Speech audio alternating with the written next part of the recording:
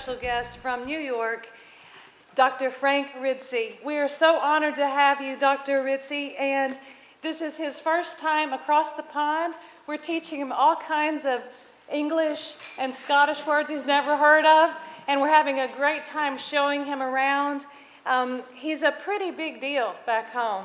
He holds a master's degree in public administration, a PhD in sociology from Syracuse University's Maxwell School, and a certificate advanced study in women's studies. He's the director of research and community initiatives at the Central New York Community Foundation, associate professor of sociology at Moyne University, a college, and president of the Literacy Funders Network. He's really very well known for his research in 3 areas: literacy coalitions, sociology of work, and student affairs. His writings have appeared in several journals, including the Foundation Review, the Community Literacy Journal, the Journal of Organizational Change Management, and Review of Policy Research. You've done so much, and he's only 39 years old. Today, Dr. Ridzi's presentation will examine the current research and literature of the Imagination Library program. We are so honored to have you, Dr. Ridzi. Thank you so much for coming.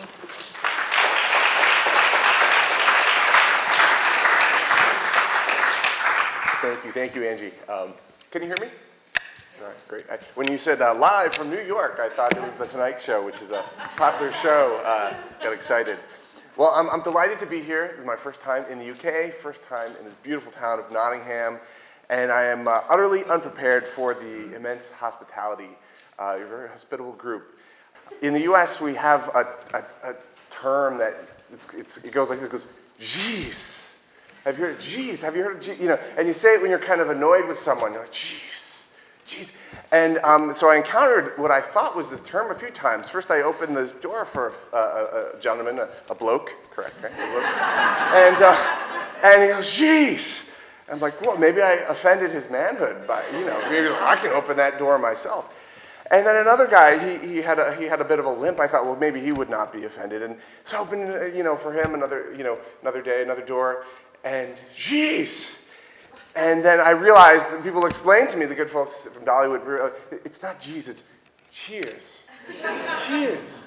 So to me, it sounded like gee, so cheers is apparently very, very, very positive. So I believe I'm fitting in like a natural. So Cheers, Frank. Cheers up, me duck. Does that go together? Cheers up. No. All right. So anyway. So I'd like to sort of get into the purpose of why I'm here, and what I'm here to do is to share a bit of the story, the travels that we have taken in our community in Syracuse, New York. I'll tell you a little bit more about it. It's not too far out of New York City, and our journey examining the impact of the Imagination Library program. And so some of you might have looked at the title and said, research, measurement, and you may already have a little warning on your phone telling you you've scheduled a nap for right now. Want to take a break or maybe see the castle. And so if you want to get to the end of the story, you'll see that this is a story where we looked to see if Imagination Library was having an impact in our community, and we found that families were reading more frequently to their children. We found that refugee groups, or refugee resettlement community, those groups were taking the behavior that was modeled for them in reading events, so similar to some of the ones you described, and using those books with their children more. And we also found that those children that were in the program for a long period of time, 3 or 4 years, were more likely to be screened by the city school district as being ready for kindergarten. Okay, so those were the findings, and if you had scheduled a nap for now, you can proceed to take it.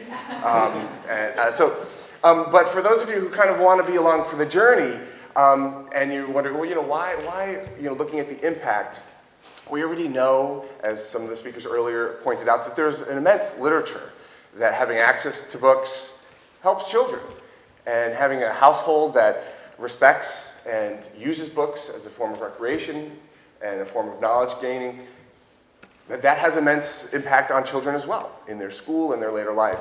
So why re-examine this? And I guess, the point is that you do learn new things when you try to sit down and re-examine even stories you think you know very well. Case in point, last night I had the distinct honor of having dinner with the Sheriff of Nottingham and her lady, right? And it was a delightful dinner. And I cannot wait to recount this story to my children, who believe they know the story of Robin Hood from the picture books and the Disney version. And I can't wait to tell them, especially my daughters, do you know that the Sheriff of Nottingham is not a man, but a woman? Inspiring them to excel in their lives. Not only that, did you know that she does not have, unlike the cartoon, a southwestern U.S. accent? And I can imagine them saying, well, did she have big teeth? Big fangs, like that. And no, she didn't. Did she have fur? No. And them saying, Dad, was she even a gray wolf? Because in the Disney version, of course, you're a gray wolf. So I can't wait to tell them that, when you actually, dig down, you do find things, the stories are even that you think are a bit different. So here's a story that we'll share. It's a story of a journey that I've gone on with some colleagues. These are the principal co-authors for some of the research that we'll be sharing today. It's a community collaborative approach. It's not the type of thing where the town, I don't know if you have a town and gown separation in your communities where you have the town is the community and the researchers are at the university wearing their gowns up on the hill and they sort of traipse into town when they want to collect some research specimens and then they leave. And it's not seen as a mutually reinforcing or mutually beneficial relationship. Well, we've set out to make this a different type of relationship where it's really community research that is done together and collaboratively. So one of the key authors is Xiaofeng Qiao. Dr. Qiao works for the city school district. She recently took a new position, but she, during this time, was at the city school district. Dr. Jeff Craig works for a school district supporting agency. We have these BOCES organizations which provides a lot of work training and things in conjunction with the school district. And a colleague of mine at Moyne College, Dr. Monica Sylvia, who's a psychologist. So these are the principal authors who, for much of this research. But I don't expect you to be able to read this, just to point out that there's a larger group in the community that includes the county Department of Social Services, the deputy county executive, the city sends a representative, of course the school districts, all of the local colleges and universities. We all get together on a monthly basis and we continue to research and look for impact of the things that we are doing as a community. So I don't know if you have this term in the UK, we're trying to move the needle. Do you use that, move the needle? If you think of like an odometer and you're trying to move the needle and see impact, we are very much concerned with that. We want to be able to see the good we're doing in the community because, as you pointed out, funding is very important and it's very important for many others to see that needle move, to have some empirical evidence. So that is, I can't remember why this picture is in there. These are my kids. But you can see, as somebody mentioned yesterday, we had a research group meeting about the importance of reading and how when you have books in your home and then you recognize it in the library and you recognize it in school, you automatically start to feel more comfortable and recognize. And this book, do you know this book, Blueberries for Sal? Yeah. It's a great book, right? It's about Sal goes blueberry picking with their mother. And just the other day, my daughter and I were in the library, and she saw in this book stack, the books that are being reshelved, just look at that. And it was just sort of the back of the book. It was the cover. She goes, that's Blueberries for Sal. And I could tell that she felt very welcome and comfortable in the library. Here they're actually playing, which is I don't know if you have drinking games in the UK, but it's kind of like that. Every time little Sal puts a blueberry in the bucket, it goes kaplink, kaplank, drink. Kaplunk. Not drink. Kaplink, kaplunk. So every time they eat a blueberry. Anyway, so there are many ways you can do literacy. So what we're really about today is, and here's a really overview for the presentation. First, I want to spend a little time on talking about what does the peer-reviewed academic literature say about Imagination Library. Because we all have these feelings about literacy, and we've seen it work. Like I see those kids eating blueberries and know they're really enjoying this, and they're enjoying reading as a form of recreation. It's become part of their life. But what does the literature say about Imagination Library? We know there's a lot about literacy, but does this program itself have evidence and an evidence base. And that's something that our community, it was very important for us, and it may not be important for a community. Then we wanted to get into, what does the research in the pipeline say? What is confirmed, what is questioned, things that are coming down the pike, they're on their way to publication. And then what might some of the research, some of this research, contradicts itself, just like this story of, the Sheriff of Nottingham was not a wolf after all. And why might some of the research findings, and then what might our research do? And I'll sort of talk a little bit about that, how we hope to contribute to this conversation. We don't see our research as being in any way conclusive, but part of the larger discourse, right? And that's the only way that you really do develop a sure footing when it comes to knowing, the impact of a program. Having many different researchers in different places look at it through different lenses and come to similar conclusions. And that's why I'm delighted we had a fantastic research meeting, and some of you were there yesterday, where we were talking about different projects that different communities would like to do in terms of research to add to that discussion. So, all right, so what does the peer-reviewed research say about reading? About Imagination Library. A lot, basically I already reviewed, and that literacy is there's a vast literature that having access to books makes a big difference. Reading to your children makes a big difference. Even reading on your own, right? When children see adults in their household reading makes a big difference. But what research do we have? So as we were putting together this research, at the time of our research, there are only two publications, two peer-reviewed publications. And those were related to us. And those were some research that we had done because people hadn't really picked it up and started to do research in this area. So what do we mean by peer-reviewed? Does everyone know what we mean by peer-reviewed? Yeah, it really means that you do the research, you follow scientific protocol, you refer to previous literature, previous articles that have been written, and then the scary part is you send it out for blind review to academic journals. And they look at it and they kick the tires on it and they critique everything you could have done wrong or could have done differently.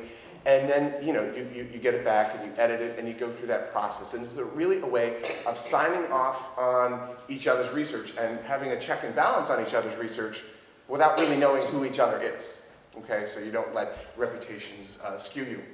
And so the first bit of research that we had put through peer review process that appeared in this journal, Reading Psychology, was one in which we looked to see whether longer enrollment in Imagination Library was related to more likelihood to read frequently to your children. All right, we hypothesized that this would be a relationship. And so what we found here is that basically, in a nutshell, children who were enrolled for a less frequent amount of time versus a more frequent amount of time, you could see if you use 4 months as the cutoff, basically their daily reading to their children doubled. So their daily reported reading to their children doubled. And that was the first bit of research that we found. And so how do we do that? Basically, here's where we get into the nuts and bolts.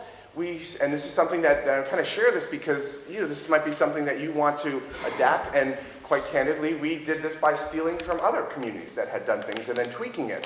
While the other communities hadn't really gone through the peer-reviewed academic process, we still took some of their excellent tips and tricks on how they did it. So the first, we sent a welcome letter from our coalition, which is a group of organizations that decided to together run Imagination Library in our community. Then we sent them a survey which we stole from the National Center for Education Statistics, so we didn't make it up. That's a great tip. If you don't want people to question your survey and say, oh, but that question could be misleading or things, just take it. And we took it from the federal government. And then you could say, take it up with them. Here's the address to the government bureau. Anyway, it was a very good survey. We also then made it clear to them that they could participate or not using informed consent. You're very probably familiar with the Institutional Review Board for the Protection of Human Subjects. Is that familiar? Do you use that here? Sort of go back to Nuremberg trials and things where people have to consent affirmatively, say, yes, I am going to be part of research. And I'm okay with that. I understand how it'll be used and what you're looking for, and I'm okay with that. So we go through that process, which is part of the peer review process. You need to follow that. And then, of course, we found these results. We found this is a significant result as well for children who were read 2, 3, or more times. You see also a jump. You can see here, there was a jump children from 59% to 85% of being read to 3 or more times a month, or a week. And so basically, when we mentioned that these results are statistically significant, does that term ring a bell? Right, so everyone hears, oh, we want to be statistically significant. And that really is, because no matter when you do a survey, you're going to get one group higher than another, right? That's just a given, right? They're never going to be even, right? And so, but you're going to find a relationship. And the statistical significance tells you whether you can trust that that relationship is real. That if you did that survey again next month and the month after, you'd still find that same relationship, right? It wouldn't flop and go the other way. Or all of a sudden, no, now the kids in Imagination Library are doing worse, right? So that's what the statistical significance does. It sort of helps you be confident that what you found is really a real finding. And so this again was statistically significant. And so there I already showed you that chart. And then people in our group said, well, but maybe it was something else causing them to read differently. Maybe it was their, how many months they were in Imagination Library, or the grade level of education that their parents were, right? We see literature that suggests that the more educated parents you are, the more likely to read to your children. Or maybe it was their salaries. So I'm pointing to each of these. I don't expect that you necessarily can read this. I think you have these in your handout if you want to look at the actual numbers. Or maybe it was their race or ethnicity, or whether they were born in the US, or whether their primary language was English, or whether they were male or female. And so our group, our community group, said, well, these are all things that could feasibly be causing that difference. True? Mm-hmm. Possible? Right? So what we did was we controlled for them using regression. And regression model is a way to sort of, and I'll talk about this a little bit more, but compare each of these, whether enrollment in Imagination Library makes a difference by holding each of these factors constant. So sort of say, all right, well, first we're going to just look at parents with just a 10th grade education, and then see if Imagination Library makes a difference. Then we're going to look at just 11th grade, right? Then we're going to just look at males. Then we're just going to look at females. Then we're just going to look at this income level, then that income level. And so that's a sort of a statistical technique to do that. And so when we did that technique, we found that not only was it still significant, right? We still found a relationship, but for each month, right, of enrollment, there seemed to be an increasing likelihood of more frequent reading, right? So it seemed like there was sort of this relationship, this ongoing relationship. The longer you enrolled, the more likely you would be to read frequently to your child, or report reading frequently. Now this was kind of different from some previous research that had given given surveys out to people and said, now that you've been receiving the program, are you reading more to your children? And of course, we all know what the right answer is, right? Mm-hmm. What's the right answer? Yes. Yes. Oh, you're giving me free stuff. Yes, you're great, you're wonderful. And so what we tried to do was break from that. And we did this with a blind approach, such that part of the surveys were in the mail, and then part of them we had students calling and surveying families, because a lot of the families did not respond at first. Maybe 10% responded in the mail. And so the students who were calling did not know anything about the child. They didn't know how old they were. They didn't know how long they were enrolled. So if, sometimes you've seen these horror stories of students, I'm going to give I like this professor, I'm going to give them what they want. I'm going to make their program work. Well, if the students were doing that, it would end up being random, because some children were enrolled for a short amount of time and some a long amount of time, and they had no idea. So if they were skewing it, it would be sort of random. And so we kept it blind like that. Also, the people who were being surveyed didn't know who they were being compared with, right? And so we found plenty of people who were in the program who were not reading to their children much at all, right? But those people tend to be the people who were in it for a very short amount of time, right? And we knew that it wasn't just that as time went on, their children got older and they actually stopped eating the books and spitting on the books, and right? Because we were already controlling for the age of the child. So when we were comparing this, right, it was a 10-month-old versus a 10-month-old, okay? And so we knew that so this made us feel fairly confident that people were either reading to their children or knowing they should be reading to their children and lying. Okay, so more enrollment will at least make people know they should be reading their children more. Okay, and so you'll see that we try to deal with that in a subsequent research project. So that was our first foray into the research project. the next thing that came up was, if you kind of see, this is sort of our curve, 1 month, 2 month, 3 month, and this is the increasing predicted probability of daily reading. But non-born in the U.S. was a small part of our sample, but you could see that this threw out a warning shot for us. What about people who are immigrants or refugees? We're a refugee resettlement community. We have about 1,000 refugees come to our community from across the world a year. And we realized, their reported reading is low, but also their responses were low. We didn't have many responses for them. And so we thought about it for a little while and realized, well, if I'm a refugee fleeing from perhaps an oppressive government somewhere, am I going to fill out some paper that comes in the mail? Would you? No. Am I going to answer the phone from somebody and tell them my personal details when they ask me about my salary and income and things like that? Would you? No. I mean, and we had some great stories. If we could have a whole, maybe after we'll have a drink and we'll talk about all the things we call, and we call people, and then we get a call back, and why'd you call my girlfriend? All that kind of stuff. So we had a lot of fun stuff, but we knew that the refugees were not really answering. And so this launches into another study, which was much more qualitative for our community. And as you know, if you're familiar with the qualitative and quantitative divide, it really doesn't need to be a divide. We work really well together. Whereas quantitative like this can really tell you overall patterns and trends, that qualitative interviews and observations gives you a real feel for what's going on in people's lives. And so our next piece of research, which appeared in the journal Early Childhood Education Journal, was one where we reached out to these refugee families. We met them at these reading circles. And similar as we're talking about having reading, I can't wait to go click on every single video that you guys have in your community. But this was something that was reaching out specifically to refugee families. Because many of these families spend some time in refugee camps. They're perhaps there upwards of 10 years at times. And there are really no libraries there. On top of that, many of these people come from oral traditions, where they're passing on stories, word of mouth, right? And so not really prepared for this very text-based education system that we have in the U.S.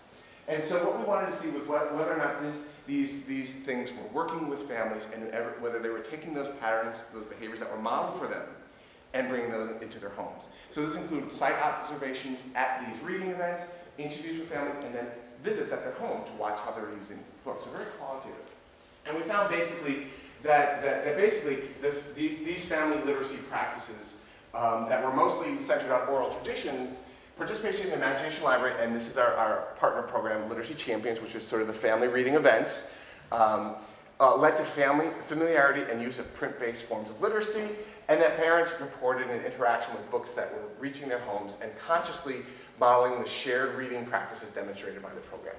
So we found qualitatively, we felt confident that these families were also using those books in the ways that we would have hoped, right? We assumed that was happening, but you're never sure. You could always show up and you can use it as a big doorstop or something like that. So that was our second. And so then we started to look at, well, what happens later on? Do the children then, after they're being read to, do they end up doing better in school? What should we notice first? And the first stop on that seems to be kindergarten readiness. Is anyone looking at kindergarten readiness? That first step, right? They show up to kindergarten. It's where, the community hands their child, their beloved child, into the arms of education. And my impression of education here is it still like Pink Floyd? No, I'm just kidding. That's not really my impression.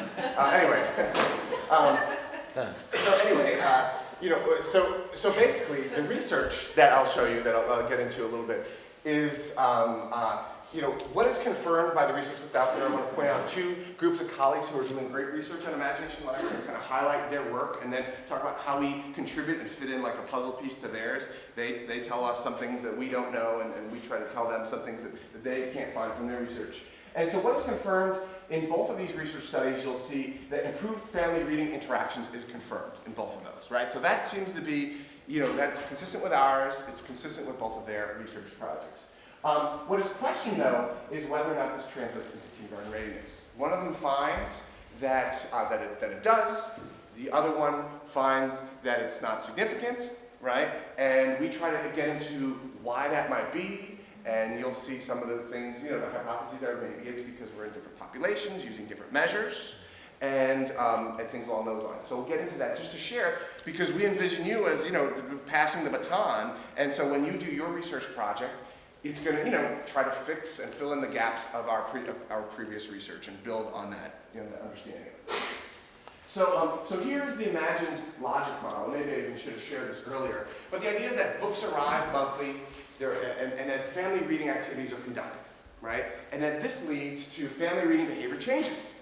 It becomes, as we saw with that, that great intervention, the candidate shared, right? After that intervention, now the child wants to be read to every day, right? We think that these books arriving catalyzes that, and it's almost like a time release capsule, right? It's like if you have any of those pill reminders, take your pill, take your medicine, right? It's the book arrives and it reminds you, read, read, and that this would lead to kindergarten screening scores increasing, and then eventually we have English language arts scores, and you have grade level tests. We would hope to see these ELA scores increase eventually. So that's our hypothesized flow. And so some colleagues at the Urban Institute in Memphis, anybody? Memphis, Tennessee, Graceland, home of Elvis. We got a little Dolly, I figured we need a little Elvis, right? And so they do some great research, and they use a quasi-experimental design where they basically matched up children, and they found that children who were in Imagination Library performed better on their kindergarten screening. And they have a local kindergarten screening test that's made locally by local experts, and so that was very encouraging. And so one of the things that we did different is we wanted to use sort of a national test, something that was used more than just in a different neighborhood, right, or in a particular community. And so, as you'll see, we use something that's used more broadly and found something very similar. So just like them, we find that the children were more ready. And you can get into their statistics. It's a great paper. And it is now coming out in a journal, so I think that's probably coming out very soon in the print journal. Another colleague, Thompson in Missouri, University of Missouri, found that there were differences in families in increased access to literacy materials, caregiver-child literacy interactions, and awareness, but they did not find program effects on school readiness. So here's the one I mentioned where they found something different. And so here's where I'm talking with him and chatting about what he did and things like that to try to figure out where the differences. And there are some very interesting differences. And this was not published, but it was in presented at a conference, right? So it was sort of preliminary results at a conference. But still, very, very, very good work. And so I'm sure you probably also are aware of the vast amount of literature that is not academically peer-reviewed, but still very, very important, right? You've probably seen these other communities that have seen for themselves advances in kindergarten readiness, advances in schooling, and so we didn't want to discount this. The journal wouldn't let us cite it because it wasn't peer-reviewed literature. They told us to go back and take that out of our peer review, but it's still very important that you know about it. So there's growing evidence on multiple levels, as you probably have seen. Let me just sort of jump to this grid. I made a grid out of it. You've probably heard of Morgan County Schools, Des Arkansas. Have you heard of some of these? Some of these are on the Dollywood website. University of Hawaii, High Scope, Thompson, Trujillo, First Foundation. Many of these communities have looked at Imagination Library and found their kindergarten scores and other scores have increased, right? And so that's out there and that exists. And so we just wanted to make sure that that was something that you're aware of, and they have also, in some of them, plans to continue research. So basically, what, in addition to those and the peer-reviewed things, what did our research add that wasn't there? What were the key things that we filled in? And so the first that we want to point out is that it seems that dosage is important. And this might seem intuitive, but not always, because those two research projects looked at whether people were in Imagination Library or not. So if somebody signs up and they get a book and then they go to kindergarten next month, were they in Imagination Library? How many books does it take before you're in Imagination Library, right? Or if you have your antibiotics, right, and they say, take it until it's completed, right? But you only take one dosage. Did you really take your antibiotics? right? And so this is the question we're asking. Does the dosage matter? And what we'll suggest is that it seems to matter from our research, and we'd love to know from yours as well. At a certain point, there seems to be a noted increase after a certain amount of exposure. The second thing is we try to approximate an experimental design in an urban area. So I don't know how many of you are, show of hands, urban areas? Okay, all right, so fair amount, and then rural areas or suburban? Okay, seems like the urban is okay, all right, great. So this makes a difference, and so our research is primarily focused so far. We're going to move into suburban soon and rural, but this is primarily urban. So we're really speaking to that. And so basically, this is our question. Is participation in the Imagination Library program associated with higher levels of kindergarten readiness? That's a straightforward question that we all want to know, that our school district want to know, and our public elected officials want to know. So we tested whether consistent exposure to the program, so those children who were 3 or 4 years or more, right? So that not just starting, but they were in it a substantial amount, has a significant effect on the level of ability identified in your screening test. Some of the key differences to the other research that you saw is that in some of the others, they asked, were you in the Imagination Library program? Now, does anyone, if you've worked with caseloads and stuff like that, and you ask people, what programs are you in? Do they always know? No, right? Now, Dolly has a lot of star power, so maybe they know, right? But we wanted to avoid that, right? So basically, maybe, some people might not know how to get the books, right? So we didn't do self-reporting, but we had the school district match. We took the full list of all the people in it, gave it to the school district, and had them match it, right? So we avoid that error. So that's one of the differences in our research. The second, we use the nationally normed test, the letter naming fluency from the Ames Web test. I don't know if anyone uses that test here, the Ames Web. Sort of a major test in the US, the Ames Web. Okay, and I'll talk about that later. And then we examined dosage, as I mentioned, not just the status.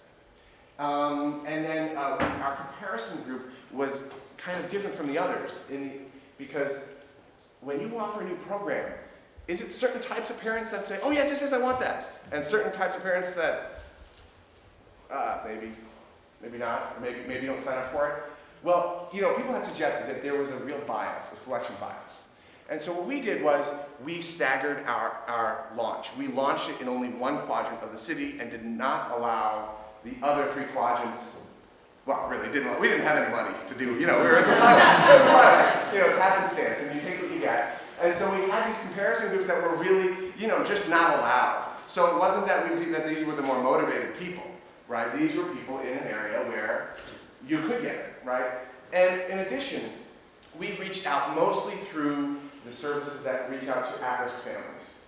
So it was through the Refugee Resettlement Services, the Department of Social Services, Public Welfare, the Dole, is that how you call it here? That's who we reached out through. Human services organizations that were working with families that had somehow ended up in their safety nets, right? So we were reaching out to more at-risk families. So there's a bias here that it'll be harder to find a result because we're reaching out to people who are likely probably to score lower, and you'll see some evidence of that in a little bit. So anyway, so we had a good comparison group in that it was different. The whole city as a whole was not a part of it. So basically, we collected data on its enrollees and shared. This is run by the Literacy Coalition, which I mentioned is our group that runs this in Syracuse, and shared this with its partners to help enroll children, including the Syracuse City School District. The school district provided these children school screening and assessment scores and then removed the identifying characteristics to create de-identified data file. It might be helpful if you're talking to a school district and they're saying, we can't release that, it's against privacy. Well, this is how you can do it. They also provided children who were not in the program, basically everyone. So analysis was completed in cooperation with the school districts. And so basically, now we start to get into a little bit of why. And I hinted at this earlier. Why might we have found that it was statistically significant when in Memphis they also found that, but in Missouri they didn't? So what are some of the differences? Well, so in Memphis they were urban and self-reported, right, involvement, and they found the same thing as us. In the suburban though, they were cross-referenced enrollees with school records, but it was suburban.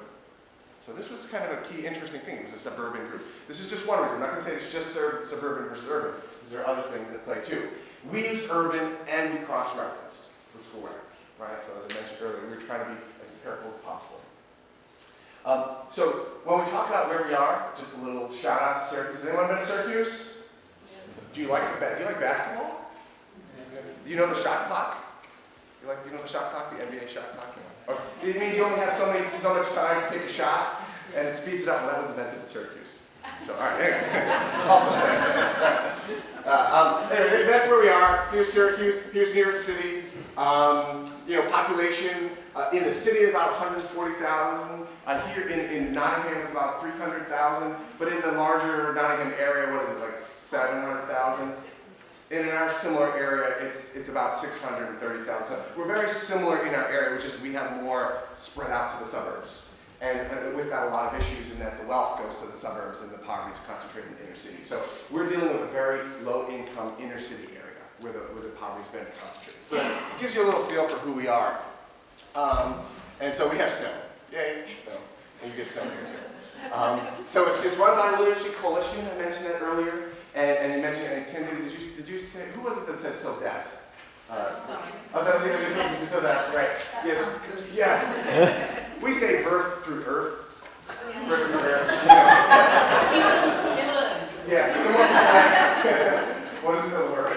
The more poetic among us say, twinkle to wrinkle. But same kind of concept. And this is the group that does a lot of things. And so one of the things that we'll have during our breakout session is, how do we look at Imagination Library in conjunction with other things? Because one of the things that emerges in, as you mentioned, I don't know where you get the bio, but the study of coalitions across the country, or across the US and things, is that Imagination Library is a great way to get people around the table collaborating, and so they eventually collaborate on other things. And so, so this is the central collaboration unit in Syracuse. And basically what happened is a brief synopsis of what happened that led us up to how this expanded. We launched in May of 2010, as I mentioned, one project. So this is just to give you a feel for how we collected the data. So the people we're looking at are these people, and then we're comparing them to the rest of the city.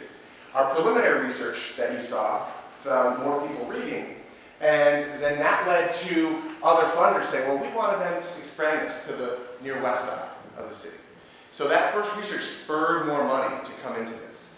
And then we were named a pace setter in this sort of national competition for the work in the community, and that spurred the city to commit to funding the whole rest of the city.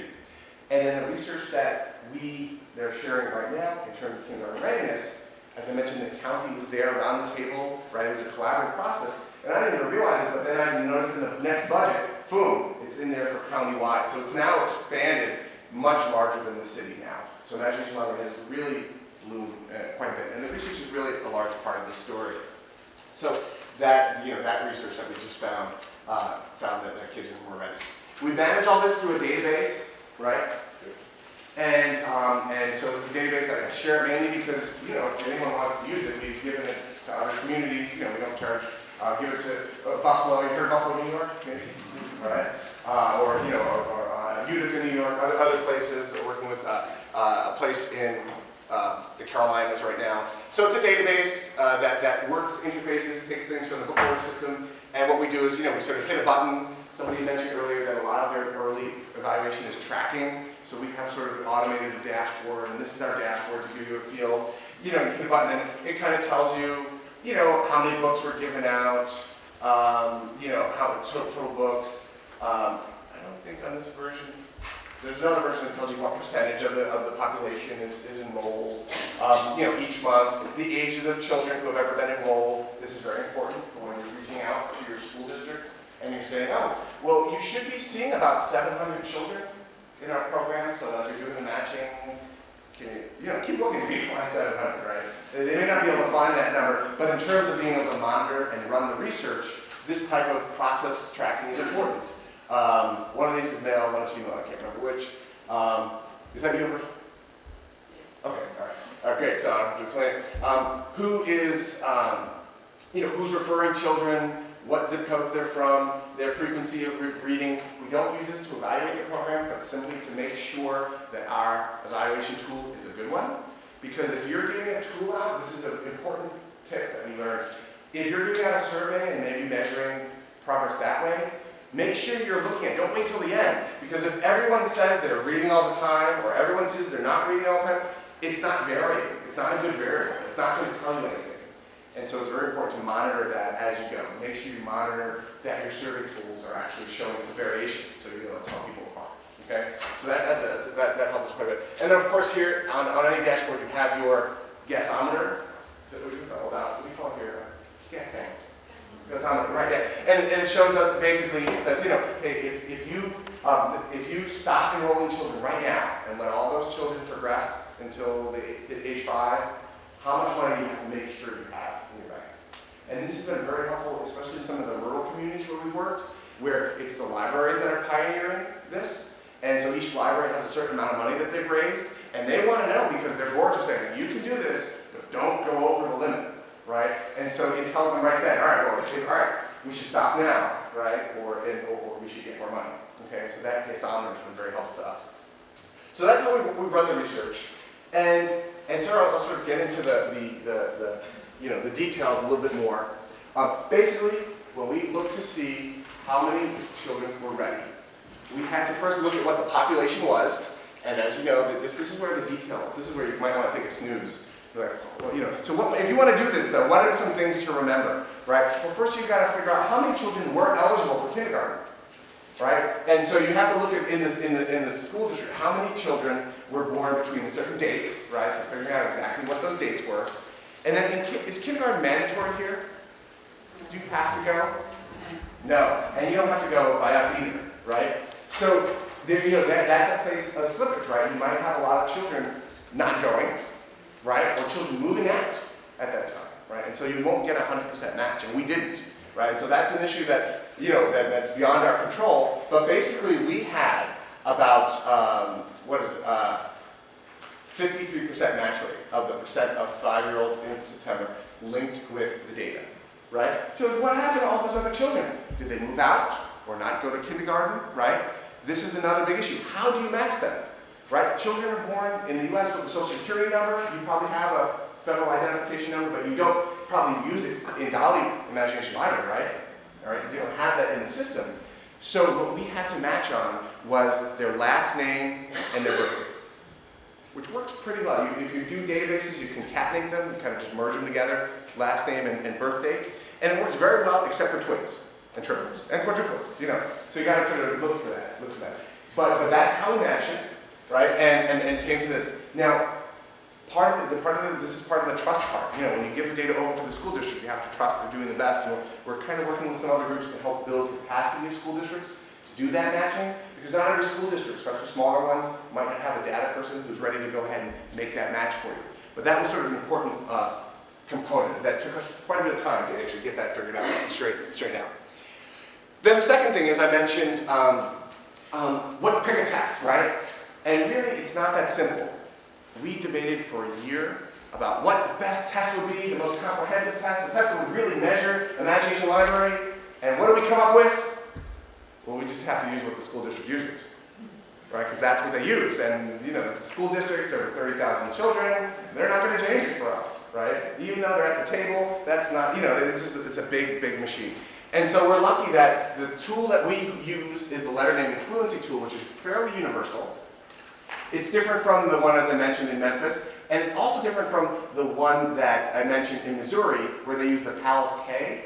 Now, one of the interesting things talking to the authors, when they did it in Missouri and they found no difference, the PALS K has subtests. Some are more related to what Imagination Library does than others.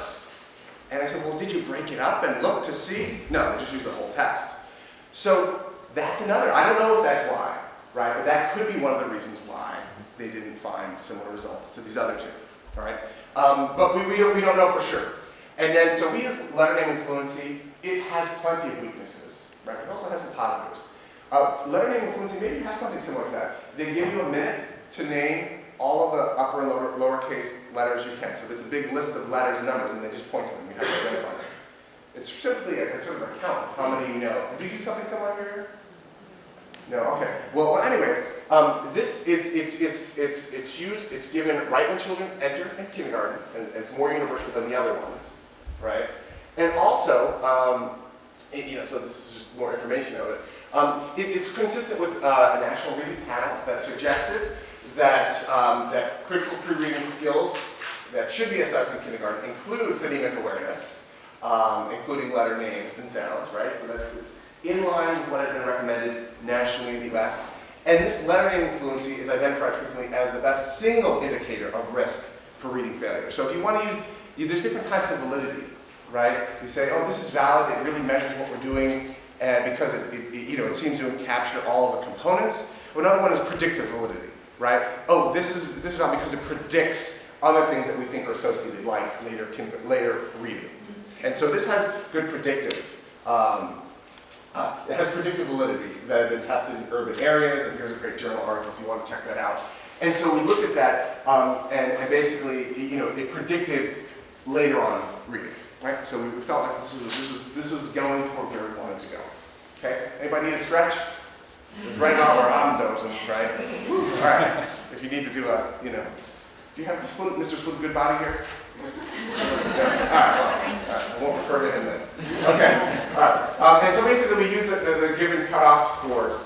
And the given cutoff score is 13 letters. That's the cutoff score where if you're above that, you're considered not at risk, right? You're on track to probably read on grade level in the future grades. And so that's what we want. We want kids to excel in school. And so this suited us, fairly well. Of course, as I mentioned, it was our only choice as well. And so basically, here's what we found. Children who are not in the program at all, they had about 47% of those children. So less than half of those children were screened as being ready for kindergarten. And that's, it's not like they say, oh, sorry, you're not ready for kindergarten, go home. No, you still come into kindergarten, but they feel you're playing catch up, and perhaps they never catch up. And in the Syracuse City School District, which is high poverty rates, very high poverty rates, 50% of children in some parts of the city are in poverty, very high poverty. Many kids never catch up, and you end up having 50% graduation rates, right? So there's this trickle that, we don't know if it's causal, but it's certainly correlated.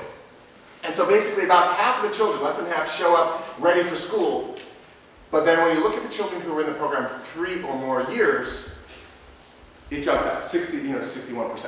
And you say, well, that's a 17% difference. If you look at it, when you buy toothpaste, and you're like, wow, 50% more, right? So if you calculate that, 17%, 17 is 28% of 47. So it's like a 28% jump, right? And so that's what we found, and that relationship was significant at the p minus 0.05 level, which means, about 95% if you want to try to translate that roughly in the confidence, and that kind of thing. It's a little more complicated than that. But, so that's what we found. So all right, applause now. Applause, for the folks seeing the make difference. So there was a bit of, and there was much rejoicing. Do you guys do Monty Python? Yeah. And there was much rejoicing. It's a flesh wound. All right. So then we also controlled, as we mentioned earlier, for things like race and gender. We were limited here because we weren't doing the survey. We were limited to the data that the school district collected, right? But this is what we did, by race, by gender, good.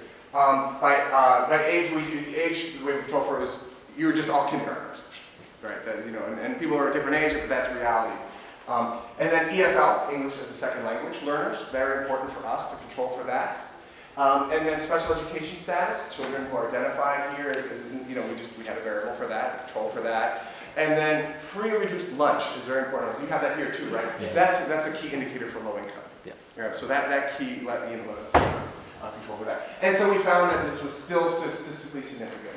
So even after controlling for that, children who were in Imagination Library for a consistent amount of time, 3 to 4 years, were significantly more likely to be ready for kindergarten. So that's what we found. And then I mentioned, this is here we're sort of getting into some of the differences a little bit. Those 2 other programs I mentioned looked at in the program or not, right? Binary. It was yes or no. Are you in Imagination Library or not? And this I think is very interesting, especially for you to take into account. You may still try to decide to do in or not, but it might influence how you define in the program. This is what we found. This was very interesting to us. We took dosage into account, and look at what we found. These were children. This was the average score, right? So this is really the number of the average number of letters named in that minute, right? So remember, there's this number of alphabet that you can name in a minute. And it's not A, B, C, D, it's a random letters, they give you a sheet and you point. Children who are not in the program, right, the other quadrants of the city, 15.8 was the average score. Look at children who were enrolled for less than a year in imagination number. So those first few books are dangerous. Whoa, you get them and right away your IQ drops. There's a lot of jokes you can make about that, right? Those children were scoring on average lower. And also children who were in it 1 year, but not yet 2. That's lower than the rest of the city, the average. Not until 2 years, right? It's like marriage, right? You gotta get a hang of it, right? First of all, right? Hopefully, right? And then you get up there, and then after the 3 and 4 years, that's where you start to see the numbers, the averages increase. And so remember we alluded to this earlier. We were recruiting from the neediest groups in the community, right? And so how many of you reach out first to the neediest groups? I don't care. We're not going to go to the well-to-do areas and try. We want to help. We're not going to waste time evaluating and let that get in the way of helping people. And so we think this is largely to do with the fact that that's who we're reaching out to. And so our estimate of the value of the program may be an underestimate for that reason. The program may have actually been a jump, from here to here, rather than from here to here. Okay, so that's important. I think so keeping track. If you can keep track of how long children have been enrolled, and that involves a very specific calculation, right?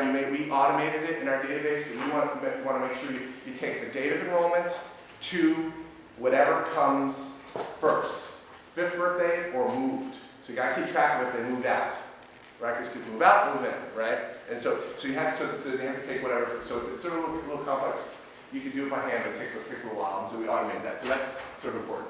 So theoretically, we group them into children enrolled in the program 3 or more years. You can see not only because it made more sense, but when we did the statistical test of significance, it told us, it kind of tells you what you should group. And so we grouped these as inconsistently because they were significantly different from this and this.